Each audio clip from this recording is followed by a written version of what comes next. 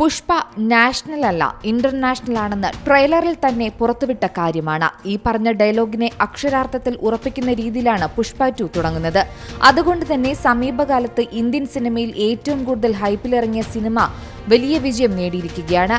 ഈ ഹൈപ്പിനനുസരിച്ച് ആദ്യദിന collection December 5-ന് റിലീസായ ചിത്രം നേടിയെന്നാണ് വിവരം.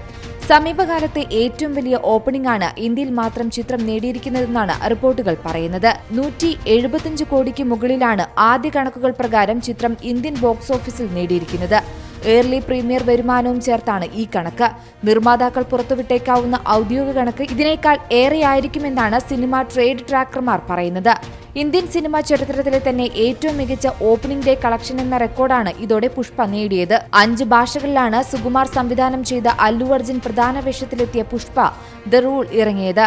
ഇതിൽ തെലുങ്കിലാണ് കൂടുതൽ കളക്ഷൻ, 95 കോടിക്ക് മുകളിലുണ്ട്.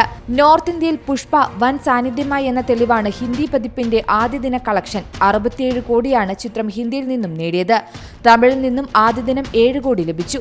മലയാളത്തിൽ നിന്നും 5 കോടിയും കന്നഡ പതിപ്പിൽ നിന്നും 1 കോടിയും പുഷ്പ നേട്ടമുണ്ടാക്കി. ഹിന്ദിയിൽ ജവാനെ മറികടന്ന് ആദ്യ ദിനത്തിൽ ഏറ്റവും കളക്ഷൻ നേടുന്ന ഓൾ ടൈം പടമായി പുഷ്പ 2 മാറിക്കഴിഞ്ഞു. പുഷ്പ 2വിന്റെ തുടക്കം പുഷ്പ 3യിലേക്കുള്ള ഒരു സൂചന കൂടിയാണ്. എന്തായാലും പുഷ്പ 3 ഇന്റർനാഷണൽ തന്നെ ആകുമെന്ന് നമുക്ക് പ്രതീക്ഷിക്കാം. അല്ലു അർജുന്റെയും ഫഹദിന്റെയും പെർഫോമൻസും ഡാൻസും ഒക്കെ കാണാൻ ഇഷ്ടമുള്ളവർക്ക് തീർച്ചയായും പുഷ്പ 2വിന് ടിക്കറ്റ് എടുക്കാം.